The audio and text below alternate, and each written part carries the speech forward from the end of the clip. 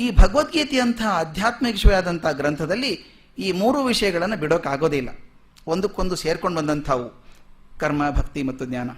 ಅದಕ್ಕೆ ಹೇಳ್ತಾರೆ ಹೇಗೆ ಅಂದರೆ, ಒಂದು ಒಲೆಯ 3 ಕಲ್ಲಿದ್ದ ಹಾಗೆ ಅಂತ. ಹಳೆ ಒಲೆ, ನಮ್ಮ ಒಲೆ ಇರ್ತಿತ್ತಲ್ಲ, 3 ಕಲ್ಲಿರೋ ಹಾಗೆ. ಒಂದಿಲ್ಲದೆ ಹೋದರೆ ಪಾತ್ರೆ ಕೂತ್ಕೊಳ್ಳಲ್ಲ. ಹಾಗೆ 3 ಅವಶ್ಯಕ. ಆದರೆ ತರ್ಕ ಮಾತ್ರಕ್ಕೆ ಅವು ಬೇರೆ ಬೇರೆ ಕಂಡರೂ ಕೂಡ ಅನುಷ್ಠಾನದಲ್ಲಿ ಮಾತ್ರ 3 ಸೇರೇ ಬರುವಂಥವು. ಇನ್ನೊಂದು ಚಿಂತನೆಯ ಪ್ರಕಾರ 6 ಅಧ್ಯಾಯಗಳ 3 ಗುಂಪುಗಳನ್ನು ತತ್ವಮಸಿ ಎಂಬ ಮಹಾವಾಕ್ಯದ ತತ್ ತ್ವಂ ಅಸಿ ಎಂಬ ಈ 3 ಶಬ್ದಗಳನ್ನು ಪ್ರತಿಬಿಂಬಿಸ್ತವೆ ಅಂತ ಹೇಳ್ತಾರೆ. ಈ 3 ಷಟ್ಕಗಳು ತತ್ ತ್ವಂ ಅಸಿ ಈ 3 ಮಾತುಗಳನ್ನು ಹೇಳ್ತದೆ ಅಂತ ಹೇಳ್ತಾರೆ. ಮೊದಲನೇ 6 ಅಧ್ಯಾಯಗಳು ತ್ವಂ ಪದವನ್ನು ಲಕ್ಷಿಸುವ ಆತ್ಮ ಚೈತನ್ಯವನ್ನು ಹೇಳ್ತವೆ. ಚೈತನ್ಯದ ಕೆಲಸ ಕರ್ಮ. ಅದರಿಂದ ಮೊದಲನೇ 6 ಅಧ್ಯಾಯಗಳು ಕರ್ಮದ ಬಗ್ಗೆ ಹೆಚ್ಚು ಚಿಂತನೆ ಮಾಡ್ತವೆ. 7ರಿಂದ 12ನೇ ಅಧ್ಯಾಯದ ತನಕ 6 ಅಧ್ಯಾಯಗಳು ತತ್ ಪದ ಲಕ್ಷಿಸುವಂಥ ಪರಬ್ರಹ್ಮನನ್ನು ಕುರಿತಾಗಿದೆ. ಪರಬ್ರಹ್ಮನ ಕುರಿತು ಬಂದಾಗ ಭಕ್ತಿ ಮಾರ್ಗ, ಭಕ್ತಿ ಹೆಚ್ಚು ಪ್ರಮುಖ ಆಗ್ತದೆ, ಉಳಿದು ಕೂಡ ಬರ್ತದೆ ಪ್ರಾಸಂಗಿಕವಾಗಿ ಅಂತ. 13ರ ನಂತರದ 6 ಅಧ್ಯಾಯಗಳು ಅಸಿ ಅನ್ನುವಂಥ ಪದವನ್ನು ದರ್ಶಿಸುವಂಥ ಜೀವ ಬ್ರಹ್ಮರ ಐಕ್ಯವನ್ನು ತೋರಿಸ್ತವೆ. ಎಲ್ಲಿ ಜೀವ ಮತ್ತು ಬ್ರಹ್ಮ ಒಂದಾಗ್ತಾರೆ, ಅವರ ಸಂಬಂಧಗಳನ್ನು ಹೇಳುವಂಥದ್ದು. ಇದು ಜ್ಞಾನದ ವಿಷಯ ಆದ್ದರಿಂದ ಜ್ಞಾನ ಹೆಚ್ಚು ಪ್ರಧಾನವಾಗಿ ಬರುವಂಥದ್ದು. ಈಗ ನಾವು 13ನೇ ಅಧ್ಯಾಯಕ್ಕೆ ಬಂದಿದ್ದೇವೆ, ಅಂದರೆ 3ನೇ ಷಟ್ಕಕ್ಕೆ ಬಂದಿದ್ದೇವೆ. ಅದನ್ನು ಶುರು ಮಾಡ್ತೇವೆ. DVG ಮಾತನ್ನು ಶುರು ಮಾಡಬೇಕು ಹೇಳ್ತಾರೆ. ಈ ಅಧ್ಯಾಯದ ಮೂಲ ವಸ್ತು ಯಾವುದು, ಮುಖ್ಯ ವಸ್ತು ಯಾವುದು? ಅಧ್ಯಾಯದ ಮುಖ್ಯ ವಸ್ತು ಪ್ರಕೃತಿ ಮತ್ತು ಪುರುಷ ವಿವೇಕ ಅಂತ. ಪ್ರಕೃತಿ ಮತ್ತು ಪುರುಷ ವಿವೇಕ ಇದರ ಮುಖ್ಯ ವಸ್ತು. ಈ ಪ್ರಕೃತಿ ಪುರುಷದ ವಸ್ತು ಇದೆಯಲ್ಲ, ಇದು ಜ್ಞಾನಕ್ಕೆ ಸಂಬಂಧಪಟ್ಟಂಥದ್ದು. ಜ್ಞಾನ ಅಂದರೆ ಏನು? ಜ್ಞಾನ ಅಂದರೆ ಬುದ್ಧಿ ಕೆಲಸ ಅಂತ. ಬುದ್ಧಿ ಮಾಡೋ ಕೆಲಸ ಜ್ಞಾನ. ಬುದ್ಧಿ ಯಾವುದು ಚುರುಕಾಗಿ ಕೆಲಸ ಮಾಡಿ ಇರ್ತದೋ ಅದು ಜ್ಞಾನ ಅಂತ. ಈ ಬುದ್ಧಿ ಹೇಗೆ ಕೆಲಸ ಮಾಡ್ತದೆ? ಬುದ್ಧಿ ಹೇಗೆ ಕೆಲಸ ಮಾಡ್ತದೆ ಅನ್ಬೇಕಾದ್ರೆ, ನಮ್ಮ ಅಂತರಂಗದೊಳಗೆ 2 ಮುಖ್ಯ ಶಕ್ತಿಗಳಿವೆ. ನಮ್ಮ ಅಂತರಂಗದಲ್ಲಿ ಇರುವಂಥ 2 ಮುಖ್ಯ ಶಕ್ತಿಗಳು, ಒಂದು ಮನಸ್ಸು, ಒಂದು ಬುದ್ಧಿ. ಅವುಗಳ ವ್ಯಾಪಾರ ಸ್ವಲ್ಪ ನೋಡಿಬಿಡೋಣ. ಒಂದು ಮನಸ್ಸು, ಒಂದು ಬುದ್ಧಿ ಅಂತ. ಈ ಮನಸ್ಸು ಕೆಲಸ ಏನು, ಬುದ್ಧಿ ಕೆಲಸ ಏನು ಅಂತ. ಯಾವುದೋ ಅಪೇಕ್ಷೆಯನ್ನು, ನೋವನ್ನು, ಸಂತೋಷವನ್ನು, ದುಃಖವನ್ನು, ತೃಪ್ತಿಯನ್ನು ಪಡುವಂಥದ್ದು ಮನಸ್ಸು. ಇದಾಗೋದು ಮನಸ್ಸಿಗೆ. ಏನೋ ಅಪೇಕ್ಷೆ, ಅದು ತಗೊಳ್ಬೇಕು ಅಂತ ಅನಿಸುತ್ತೆ, ಅದು ಮನಸ್ಸಿಗೆ ಅನಿಸುತ್ತೆ. ಅನ್ನಲ್ವ ನಾವು, ನನ್ನ ಮನಸ್ಸಿಗೆ ಬಂದಿದೆ ಅದು ಮಾಡಬೇಕು ಅಂತ ಹೇಳಿ, ಅದನ್ನು ತಗೊಳ್ಬೇಕು ಅಂತ ಮನಸ್ಸಿಗೆ ಹೇಳ್ತಾ ಇದೆ. ಮನಸ್ಸಿಗೆ ಬೇಕಾಗುವಂಥದ್ದು ಬಯಕೆ. ಅದು ಸಿಗದೇ ಇದ್ದಾಗ ಆಗುವಂಥ ನೋವು, ಸಿಕ್ಕಾಗ ಆಗುವಂಥ ತೃಪ್ತಿ, ಸಂತೋಷ, ಇದೆಲ್ಲ ಮನಸ್ಸಿಗಾಗುವಂಥದ್ದು. ಆ ಮನಸ್ಸಿಗೆ ಅದನ್ನು ಸಪ್ಲೈ ಮಾಡ್ತಾವಲ್ಲ ಯಾರು? ಸಪ್ಲೈ ಮಾಡುವಂಥದ್ದು ನಮ್ಮ ಇಂದ್ರಿಯಗಳು. ಇಂದ್ರಿಯಗಳಾದಂಥ ಕಿವಿ, ಕಣ್ಣು, ಮೂಗು, ನಾಲಿಗೆ, ಚರ್ಮ. ಇವು ನಮ್ಮ ಮನಸ್ಸಿನ ಸೇವಕರುಗಳು ಅಂತ, ಅಟೆಂಡರ್ಸ್. ತಂದು ಹಾಕ್ತಾ ಇರ್ತಾವೆ ಮನಸ್ಸಿನ ಮುಂದೆ. ಕಿವಿಗೆ ಶಬ್ದ, ನಾಲಿಗೆಗೆ ರುಚಿ, ಕಣ್ಣಿಗೆ ರೂಪ, ಚರ್ಮಕ್ಕೆ ಸ್ಪರ್ಶ, ಮೂಗಿಗೆ ವಾಸನೆ. 5 ಕಡೆಯಿಂದ ನಮಗೆ ಅಪೇಕ್ಷೆಗಳು ಬರೋಕ್ಕೆ ಶುರು ಆಗ್ತವೆ. ಅಪೇಕ್ಷೆಗಳು, ತೊಂದರೆಗಳು ಎರಡೂ ಬರ್ತವೆ. ಆ ಮನಸ್ಸನ್ನು ಸ್ವೀಕಾರ ಮಾಡ್ತಾ ಇರ್ತದೆ. ನೋಡಿ, 5 ಮಂದಿ ಅಟೆಂಡರ್ಸ್ ತಂದು ಹಾಕ್ತಾ ಇದ್ರೆ ಎಷ್ಟು ರಾಶಿ ಬರಬೇಕು ಹೇಳಿ. ಒಬ್ಬನೇ ಇದ್ರೆ ಕಷ್ಟ. 5 ಜನ ಸೇರ್ಕೊಂಡು ತಂದು ಹಾಕ್ತಾ ಇದ್ದಾರೆ. ಆ ಮನಸ್ಸು ಅದನ್ನು ತಗೋತಾ ಇದೆ. ಈ ಮನಸ್ಸು ತಗೊಂಡದ್ದನ್ನು ಅದಕ್ಕೆ ಹೇಳ್ತಾರೆ, ಭಾಳ ಚೆನ್ನಾಗಿ ಹೇಳ್ತಾರೆ, ಈ ಮನಸ್ಸಿದೆಯಲ್ಲ, ಸರಿಯಾಗಿ ಸ್ವಲ್ಪ ಕಂಟ್ರೋಲ್ ಮಾಡದೆ ಹೋದರೆ ಅವು ಸೇವಕರಾದದ್ದು ಪ್ರಭುಗಳು ಆಗೋಕ್ಕೆ ಸಾಧ್ಯ ಇದೆ ಅಂತ. ಪ್ರಭುಗಳಾಗ್ಬಿಡ್ತಾವೆ ಅವು ಅಂತ. ಸರಿಯಾಗಿ ಕಂಟ್ರೋಲ್ ಮಾಡಿ ಪ್ರಭುಗಳಾಗ್ಬಿಡ್ತಾವೆ ಅಂತ. ಭಾವದಾವೇಶದಿಂ ಮನ ಅಶ್ವದಂತಿರಲಿ, ಧೀ ವಿವೇಚನೆ ಅದಕ್ಕೆ ದಕ್ಷ ರಾವುತನು, ತೀವಿದೊಲವಿನ ದಂಪತಿಗಳಾಗೆ ಮನಬುದ್ಧಿ, ಜೀವಿತವು ಜೈತ್ರ ಕಥೆ ಮಂಕುತಿಮ್ಮ. ಎಷ್ಟು ಸುಂದರವಾದ ಮಾತದು. ಮನಸ್ಸು ಬುದ್ಧಿನ ಹೇಗೆ ಜೋಡಿಸ್ತಾರೆ ನೋಡಿ DVG ಅದನ್ನು. ಭಾವದಾವೇಶದಿಂ ಮನ ಅಶ್ವದಂತಿರಲಿ. ಮನಸ್ಸು ಯಾವಾಗಲೂ ಕುಗ್ಗು ಸಂಕುಚವಾಗಿ ಕೂತ್ಕೋಬಾರ್ದು. ಮನಸ್ಸು ಕುಣಿಯೋ ಅಶ್ವದಾಗಿರ್ಬೇಕು, ಕುದುರೆ ಥರ ನಾಗಾಲೋಟ ಒಡಗೆ ತಯಾರಾಗಿರ್ಬೇಕು, ಉತ್ಸಾಹಭರಿತವಾಗಿರ್ಬೇಕು ಯಾವಾಗಲೂ. ಭಾವದ ಆವೇಶದಿಂ, ಮನಸ್ಸಿನ ಆವೇಶದಿಂದ ಮನ ಅಶ್ವದಂತಿರಲಿ. ಆದರೆ ಧೀ ವಿವೇಚನೆ, ಬುದ್ಧಿ ಇದೆಯಲ್ಲ, ಅದು ದಕ್ಷ ರಾಹುತನು. ಬರೀ ಕುದುರೆ ಬಿಟ್ಟರೆ ಅನಾಹುತ ಮಾಡಿಬಿಡುತ್ತೆ ಅದು. ಅದ್ರ ಮ್ಯಾಲೊಬ್ಬ ಸಮರ್ಥ ರಾಹುತ ಕೂತಿರ್ಬೇಕು. ಧೀ ವಿವೇಚನೆ ಅದಕ್ಕೆ ದಕ್ಷ ರಾಹುತನು. ಸಣ್ಣ ರಾಹುತ ಅಲ್ಲ. ಕೆಲವು ಸಲ ನೋಡ್ತೀವಿ ನಾವು, ಕುದುರೆ ಹತ್ತಿಬಿಟ್ಟು 2 ಕ್ಷಣಕ್ಕೆ ಬಿದ್ದಿರ್ತಾನೆ ಅವನ ಕೆಳಗಡೆ. ಅವನು ದಕ್ಷ ರಾಹುತ ಅಲ್ಲ. ಅವನು ಕುದುರೆ ಪಳಗಿಸೋದು ಹಾಗೆ ಗೊತ್ತು, ಬೇಕಾದಾಗ ಓಡಿಸಬಲ್ಲ, ಬೇಡಾದಾಗ ನಿಲ್ಲಿಸಬಲ್ಲ, ಎರಡೂ ಅವನ ಕೈಯಲ್ಲಿದೆ. ದಕ್ಷ ರಾಹುತನು. ಅದಕ್ಕೆ ಹೇಳ್ತಾರೆ, ಎಷ್ಟು ಚೆನ್ನಾಗಿರೋ ಮಾತು, ತೀವಿದೊಲವಿನ ದಂಪತಿಗಳಾಗೆ ಮನಬುದ್ಧಿ. ಬರೀ ದಂಪತಿಗಳು ಅಂತ ಹೇಳಿಲ್ಲ DVG. ತೀವಿದೊಲವಿನ ದಂಪತಿಗಳಾಗೆ ಮನಬುದ್ಧಿ.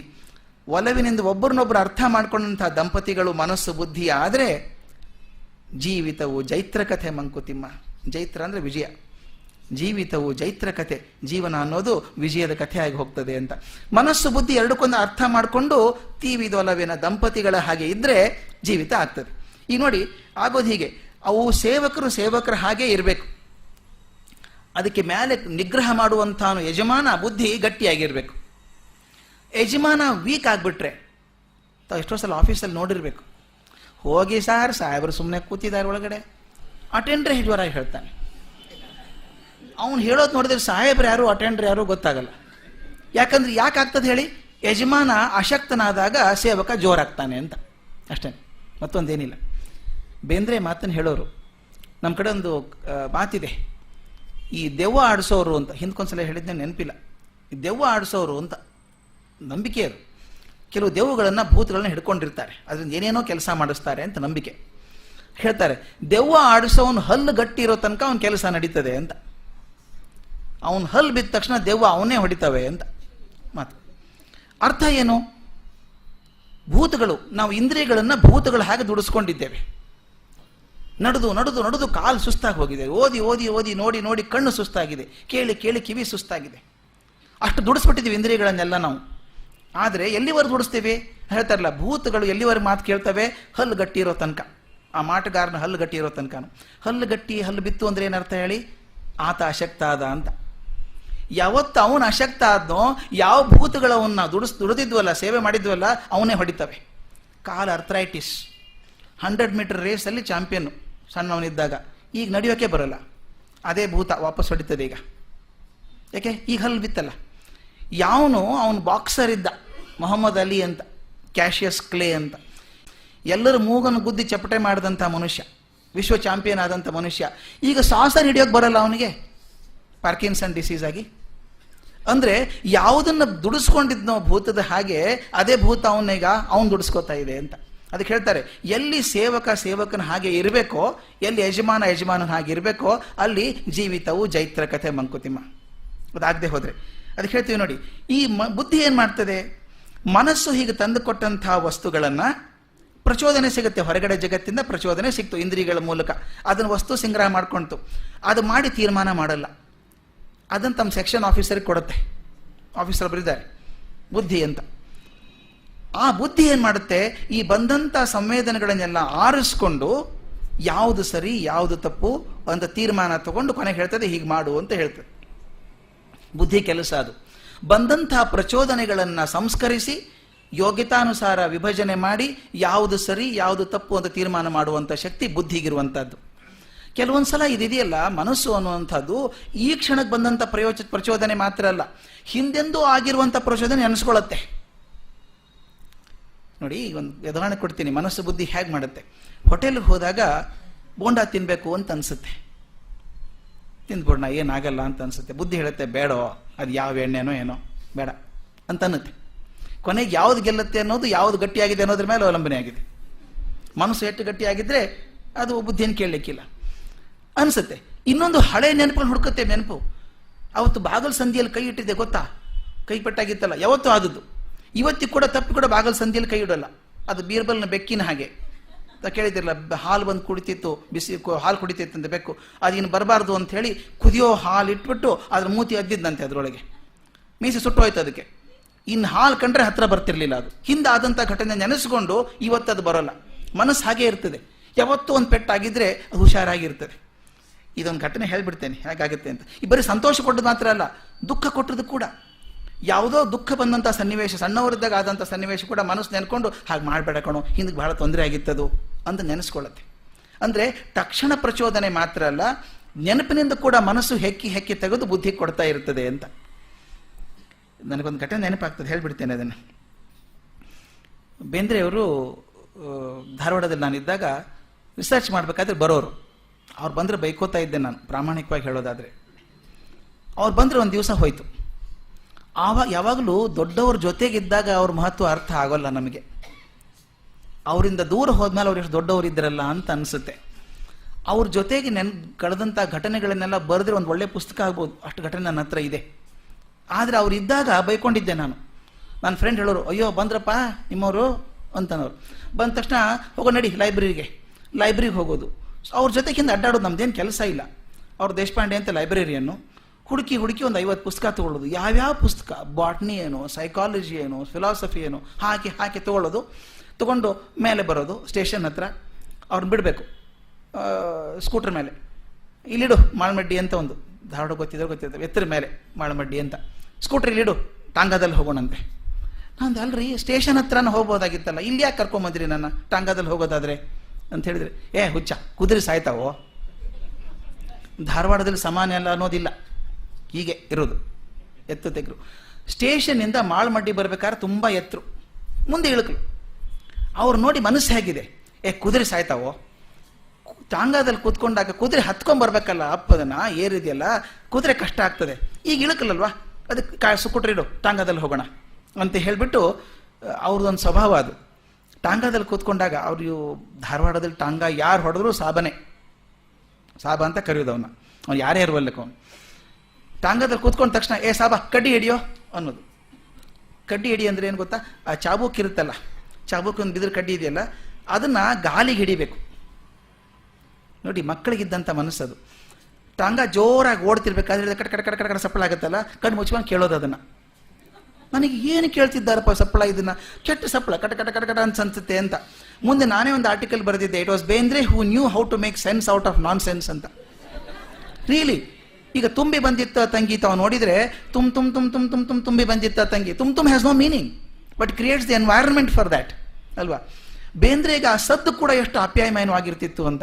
ಒಂದ್ಸಲ ಕೇಳಿದ್ರು, ಮನೋಹರ್ ಲಾಜ್ ಮಿಸಳು ತಿಂದಿಯೇನೋ, ಸ್ಟೇಷನ್ ಹತ್ರ ಮನೋಹರ್ ಲಾಜ್ ಅಂತ ಅಂದಿತ್ತು. ನಾನು ತಿನ್ನೋದು ಬಿಟ್ಟೆ 20 ವರ್ಷ ಆಗಿತ್ತು. ಅದನ್ನು ಮಿಸಳು ಅಂತ ಮಾಡ್ತಾರೆ ಇಲ್ಲಿ, ಜಾಸ್ತಿ ಜನಕ್ಕೆ ಗೊತ್ತಿಲ್ಲ, ಮಹಾರಾಷ್ಟ್ರದಲ್ಲಿ ಜಾಸ್ತಿ. ನಮ್ಮಲ್ಲಿ ತಮಾಷೆ ಹೇಳೋರು, ಸತ್ಯವೋ ಏನೋ ಗೊತ್ತಿಲ್ಲ, ಹಿರಿಯರು ಹೇಳ್ತಿದ್ರು, ಮಿಸಳು ತಿನ್ಬೇಡ್ರು, ಹಿಂದಿನ ದಿವಸ ಹೋಟೆಲಲ್ಲಿ ಏನು ಉಳಿದಿದೆಯೋ ಎಲ್ಲ ಸೇರಿ ಇಟ್ಟು ಹಾಕ್ಕೊಡ್ತಾರೆ ಮರುದಿವಸ ಅದನ್ನು ಅಂತ ಹೇಳೋರು. ಇತ್ತೋ ಏನೋ ಗೊತ್ತಿಲ್ಲ, ಬಾಯಿಗೆ ಮಾತ್ರ ರುಚಿಯಾಗಿರ್ತಿತ್ತು ಅದು. ನಾವು ಸ್ಕೂಲ್ ಮಕ್ಕಳಾದಾಗ ತಿನ್ನೋದು ಅದನ್ನು. ಬೇಂದ್ರೆ ಬಿಟ್ಟು ಎಷ್ಟು ವರ್ಷ ಆಗಿರ್ಬೇಕು, ನಾನು ಬಿಟ್ಟು 20 ವರ್ಷ ಆಗಿರ್ಬೇಕು. ಅವ್ರು ಹೇಳೋರು, ಮನೋಹರ್ ಲಾಜ್ ಮಿಸಳು ತಿಂದಿಯೇನೋ ಅಂತ ಕೇಳೋರು. ನೀವು ಯಾವಾಗ ತಿಂದಿದ್ರಿ? ಅಯ್ಯೋ ಯಾವಾಗ ತಿಂದಿದ್ದೆ, ಹಳೇದು. ನೋಡಿ ಮನಸ್ಸು ನೆನೆಸ್ಕೊಳ್ಳುತ್ತೆ, ಎಂದಿನ ಮಿಸಳದು ನೆನೆಸ್ಕೊಂಡು ಬೇಂದ್ರೆ ಹೇಳೋದು, 75 ವರ್ಷಕ್ಕೆ ಮಿಸಳು ತಿಂದಿಯದ್ದೇ ನೀನು. ಈ ಮನಸ್ಸಿನ ಕೆಲಸ ಅಂದರೆ ಈಗ ಆಗಿರುವಂಥದ್ದನ್ನ ಹಿಂದೆ ಆಗಿರೋದಂಥ ಹೆಕ್ಕಿ ತೆಗೆದು ನಮ್ಗೆ ಕೊಡುವಂಥದ್ದು ಕೆಲಸ. ಒಂದು ವಿಷಯ ಮುಖ್ಯ, ನಾವು ಮನಸ್ಸು ಬುದ್ಧಿ ಎರಡು ಅಂತ ಹೇಳಿದೆ. ಒಂದು ರೀತಿಯಿಂದ ಸರಿ, ಒಂದು ರೀತಿಯಿಂದ ತಪ್ಪು. ಅಧ್ಯಾತ್ಮ ದೃಷ್ಟಿಯಿಂದ ಮನಸ್ಸು ಬುದ್ಧಿ ಬೇರೆ ಅಲ್ಲ, ಅವು ಒಂದೇನೆ. ಮನಸ್ಸು ಬುದ್ಧಿ ಒಂದೇನೆ. ಅದಕ್ಕೆ DVG ಚೆನ್ನಾಗಿ ಹೇಳ್ತಾರೆ, ಒಂದೇ ಕಾಗದದಲ್ಲಿ ಈ ಕಡೆ ವೇದನೆ ಅಂತ ಬರೀಬೇಕು, ಈ ಕಡೆ ಅದನ್ನ ನಾವು ಜ್ಞಾನ ಅಂತ ಬರೀಬೇಕು. ಒಂದು ವೇದನೆ ಒಂದು ಜ್ಞಾನ ಅಂತ ಬರ್ಕೊಂಡ್ರೆ ಸಾಕು. ಹಾಗೆ ಮನಸ್ಸು ಬುದ್ಧಿ ಎರಡಿದ್ದ ಹಾಗೆ. ಬುದ್ಧಿ ಜ್ಞಾನಕ್ಕೆ ಹೋಗುತ್ತೆ, ಮನಸ್ಸು ವೇದನೆ ಕಡೆ ಹೋಗುತ್ತೆ. ಮನಸ್ಸು ನಮ್ಮನ್ನು ವೇದನೆ ಕಡೆ ಕರ್ಕೊಂಡು ಹೋದರೆ ಬುದ್ಧಿ ನಮ್ಮನ್ನು ಜ್ಞಾನ ಕಡೆ ಕರ್ಕೊಂಡು ಹೋಗ್ತದೆ. ಅದಕ್ಕೆ ಕಾಗದದ ಒಂದು ಕಡೆಗೆ ವೇದನೆ ಅಂತ ಬರ್ಕೊಳ್ಳಿ, ಇನ್ನೊಂದು ಕಡೆಗೆ ಜ್ಞಾನ ಅಂತ ಬರ್ಕೊಳ್ಳಿ. ಅಂದರೆ ಒಂದೇ ಕಾಗದದ 2 ಮುಖಗಳು ಅಂತ ಹೇಳಿದರು. ನಾನು ಹೇಳ್ತೇನೆ, ಅದು ಒಂದೇ ಕೋಣೆಯ 2 ಬಾಗಿಲಿದ್ದ ಹಾಗೆ ಅಂತ. ಒಂದೇ ಕೋಣೆ 2 ಬಾಗಿಲಿದೆ, ಆ ಬಾಗಿಲಿಂದಾನು ಇಲ್ಲೇ ಬರ್ತೀವಿ, ಈ ಬಾಗಿಲಿಂದಾನು ಇಲ್ಲೇ ಬರ್ತೀವಿ. ಒಂದು ಬಾಗಿಲಿಗೆ ವೇದನೆ ಅಂತ ಬೋರ್ಡ್ ಹಚ್ಚೋಣ, ಇನ್ನೊಂದು ಬಾಗಿಲಿಗೆ ಜ್ಞಾನ ಅಂತ ಹಚ್ಚೋಣ. ಹಸಿವಾದಾಗ DVG ಎಷ್ಟು ಚೆನ್ನಾಗಿ ಬೆಳೆಸ್ಕೊಂಡು ಹೋಗ್ತಾರೆ ಅದನ್ನು, ಮನಸ್ಸಿನ ಕೆಲಸ ಯಾವುದು, ಬುದ್ಧಿ ಕೆಲಸ ಯಾವುದು ಅಂತ. ಹಸಿವಾದಾಗ ಮಗು ಅಳೋದು ಮನಸ್ಸಿನ ಮಾರ್ಗ. ಹಸಿವಾಯಿತು ಒಂದು ಜೋರಾಗಿ ಅಳೋ ಶುರು ಮಾಡುತ್ತೆ, ಮಗು ರಚ್ಚೆ ಹಿಡಿತದೆ, ಅದು ಮನಸ್ಸಿನ ಮಾರ್ಗ. ಆದರೆ ತಾಯಿ ಹತ್ತಿರಕ್ಕೆ ಬಂದಾಗ ಅಳು ನಿಲ್ಲಿಸುತ್ತೆ, ನೋಡ್ತದೆ ಗಾಯಿ ಕೈಯಲ್ಲಿ ಏನೋ ಇದೆ ತಿನ್ನೋದಕ್ಕೆ, ಹಾಲಿದೆ ಅಂದಮೇಲೆ ಅಳೋ ನಿಲ್ಲಿಸ್ಬೇಕು ಅಂತ ಗೊತ್ತಾಗುತ್ತೆ. ತಾಯಿ ಹತ್ತಿರಕ್ಕೆ ಬಂದಾಗ ಆಹಾರ ಬಂತು ಅಂತ ತಿಳ್ಕೊಂಡು ಅಳು ನಿಲ್ಲಿಸೋದಿದೆಯಲ್ಲ, ಅದು ಬುದ್ಧಿ ಕೆಲಸ ಅಂತ. ಬಂದಲ್ಲಿ ಅಳಲ್ಲ, ಅದು ನೋಡ್ಕೋತಾ ಇರ್ತದೆ. ತಾವು ಗಮನಿಸಿರ್ಬೇಕು, ಮಗು ಒಬ್ಬನೇ ಓಡಾಡ್ತಿರ್ಬೇಕಾದ್ರೆ ದಬಾರಂತ ಬಿದ್ದ, ಏನು ಮಾಡ್ತಾನೆ, ಎದ್ದು ನೋಡ್ತಾನೆ ಆ ಕಡೆ ಈ ಕಡೆ. ಯಾರು ನೋಡಿಲ್ಲ ಅಂದ್ರೆ ಏನು ತೊಂದರೆ ಇಲ್ಲ, ಸುಮ್ಮನೆ ಹೋಗ್ತಾ ಇರ್ತಾನೆ. ಅಮ್ಮ ನೋಡಿ ಬಿದ್ದೇನೋ ಅಂದ್ರೆ ಹೋ ಅಂತ ಅಳ್ತಾನೆ. ಅಂದ್ರೆ ಕಷ್ಟ ಆಯ್ತು ತನಗೇನು ತೋರಿಸ್ಕೋಬೇಕಲ್ಲ, ಅದು ಬುದ್ಧಿ ಕೆಲಸ, ಅದು ಅಳೋದು. ಮನಸ್ಸೇನು ಹೇಳ್ತು, ಮೊದಲು ಯಾರು ನೋಡಲ್ಲ ಕಣ, ಸುಮ್ಮನೆ ಹೋಗು, ಅದೇನು ಮಾಡ್ತೀಯ ನೀನು ಅಂತ ಮನಸ್ಸು ಹೇಳ್ತು. ಎರಡನೇ ಸಲ ಆ ತಾಯಿ ನೋಡಿದ್ಲಲ್ಲ, ತಾಯಿ ಗೊತ್ತಾಗ ಎಷ್ಟು ಕಷ್ಟಪಟ್ಟ ಧೀರ ಮಗ ಇವನು ಅಂತ ಹೇಳಿ ಗೊತ್ತಾಗಲಿ ಅಂತ ಅಳೋದು. ಇದು ಬುದ್ಧಿ ಕೆಲಸ. ಮಗುಗೆ ಆರೋಗ್ಯ ಸರಿ ಇಲ್ಲ ಅಂತ ಧಾವಂತ ಪಟ್ಕೊಂಡು ಕಷ್ಟಪಡೋದು ತಾಯಿಗೆ, ಅದು ಮನಸ್ಸಿನ ಕೆಲಸ. ಅಯ್ಯೋ ಪಾಪ ಮಗುಗೆ ಜ್ವರ ಬಂತಲ್ಲ ಅಂತ ಹಣೆ ಮೇಲೆ ಕೈ ಇಟ್ಟು ನೋಡೋದು, ಜ್ವರ ಬಂತು ದುಃಖ ಪಡೋದು ಮನಸ್ಸಿನ ಕೆಲಸ. ಅದ್ರ ತಕ್ಷಣ ವೈದ್ಯರ ಕಡೆ ಕರ್ಕೊಂಡು ಹೋಗ್ಬಿಟ್ಟು ಪರೀಕ್ಷೆ ಮಾಡಿಸಿ ಔಷಧಿ ಕೊಡಿಸೋದು ಬುದ್ಧಿ ಕೆಲಸ. ನೋಡಿ, ಮನಸ್ಸು ಕೆಲಸ ಮಾಡೋದು ಒಂದು ಹಂತಕ್ಕೆ, ಬುದ್ಧಿ ಇನ್ನೊಂದು ಹಂತಕ್ಕೆ ಕೆಲಸ ಮಾಡೋದು. ಅದಕ್ಕೆ DVG ಮಾತು ಚೆನ್ನಾಗಿ ಬರೀತಾರೆ. ದುಷ್ಯಂತ ಶಕುಂತಲೆಯನ್ನು ಕಂಡಾಗ, ಆ ತೋಟದಲ್ಲಿ ನೋಡಿದಾಗ ಮೋಹಕ್ಕೆ ಸಿಕ್ಕಿ ನರಳಾಡಿದ್ದು ಮನಸ್ಸು. ಆಕೆ ನೋಡಿ ಮೋಹ ಆದದ್ದು ಮನಸ್ಸಿಗೆ. ಆಕೆ ಮುಂದೆ ಅಂತಾಳೆ ನೋಡಿ, ಆ ದುಂಬಿ ತುಂಬ ತೊಂದರೆ ಕೊಡ್ತದೆ ನನಗೆ, ದುಂಬಿ ಬಂತು ತುಂಬ ತೊಂದರೆ ಕೊಡ್ತದೆ ಅಂದಾಗ ಅವನೇನು ಹೇಳ್ತಾನೆ, ಭರತಕುಲ ಚಕ್ರವರ್ತಿ ದುಷ್ಯಂತ ಹೇಳೋದು, ಮುಂದೆ ಬಂದು ಹೇಳ್ತಾನೆ, ನಾನು ಇಲ್ಲಿರಲಾಗಿ ಈ ತಪಸ್ವಿ ಕನ್ಯೆಯನ್ನು ಕಾಡಿಸುವವನು ಅವನವನು ದುಂಬಿಗೆ ಚಕ್ರವರ್ತಿ. ಅದು ಬುದ್ಧಿ ಮಾತು ಅಂತ. ಅವನಿಗೆ ಒಂದು ಅವಕಾಶ ಬೇಕಾಗಿದೆ ಆಕೆ ಹತ್ರ ಬಂದು ಮಾತಾಡೋದಕ್ಕೆ, ಅಷ್ಟೇನೆ. ಮನಸ್ಸಿಗೆ ದುಃಖ ತಳಮಳ ಆಗ್ಬಿಟ್ಟಿದೆ, ಆಕೆ ಮಾತಾಡಿಸ್ಬೇಕು ಅಂತ ಮೋಹ ಆಗ್ಬಿಟ್ಟಿದೆ, ಅದು ಮನಸ್ಸಿನ ಕೆಲಸ ಆಯಿತು. ಆಕೆ ದುಂಬಿನ ತೊಂದರೆ ಕೊಡ್ತದೆ ಅಂತ ಹೇಳಿದ ತಕ್ಷಣ ಒಂದು ನೆಪ ಸಿಕ್ತವನಿಗೆ, ಆಕೆ ಹತ್ರ ಮಾತಾಡೋದಕ್ಕೆ. ಹೊರಗೆ ಬಂದು ಹೇಳ್ತಾನೆ, ನಾನು ಇರಬೇಕಾದ್ರೆ ಇಲ್ಲಿ ಆಕೆ ತಪಸ್ವಿ ಕನ್ಯೆಗೆ ತೊಂದರೆ ಕೊಡುವಂಥ ಯಾರವರು ಅಂತ ಮುಂದೆ ಬರ್ತಾನಲ್ಲ, ಅದು ಬುದ್ಧಿ ಕೆಲಸ ಅಂತ DVG ಹೇಳ್ತಾರೆ. ಹೀಗೆ ಮನಸ್ಸು ಕೂಡಿ ಹಾಕಿದೆಯಲ್ಲ, ರಾಶಿ ರಾಶಿಯಾದಂಥ ವಸ್ತುಗಳನ್ನು ಪರಿಶೀಲನೆ ಮಾಡಿ ಒಂದು ಕೆಲಸ ಆಗಬೇಕು. ಆ ಕೆಲಸಕ್ಕೋಸ್ಕರ ಸಂಯೋಜನೆ ಮಾಡಿ ಸರಿಯಾಗಿ ರೂಪಿಸುವಂತಹದ್ದು ಬುದ್ಧಿ. ಈ ಕಾರ್ಯ ಮಾಡುವಾಗ ಬುದ್ಧಿ ಏನು ಮಾಡುತ್ತೆ, ಒಂದು ಸಂಯೋಜನೆ ಮಾಡ್ಬೇಕಾದ್ರೆ ಬುದ್ಧಿ ಏನು ಮಾಡುತ್ತೆ ಅಂದರೆ, ಯಾವ್ಯಾವ ವಸ್ತುಗಳು ಸಿಕ್ಕಿದೆಯೋ ಅದರ ಯೋಗ್ಯತೆ ಅಯೋಗ್ಯತೆಗಳನ್ನು ಪರೀಕ್ಷೆ ಮಾಡುತ್ತೆ.